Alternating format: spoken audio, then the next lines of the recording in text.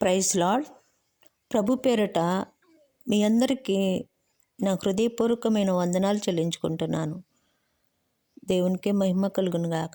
ఈరోజు వాగ్దానము సామెతల గ్రంథము 10వ అధ్యాయము 24వ వచనం. భక్తిహీనుడు దేనికి భయపడతాడో అదే వాని మీదకి వస్తుందంట. నీతిమంతుడు ఆశించినది వానికి దొరుకుతుందంట. దేవుడు మన వాగ్దానములన్నీ మన ముందు పెట్టి ఉన్నాడు. దేవుడు హల్లెలూయా. ఆయన మనం ఏది స్వతంత్రించుకోవాలని నిర్ణయం మనకే వదిలిపెట్టాడు.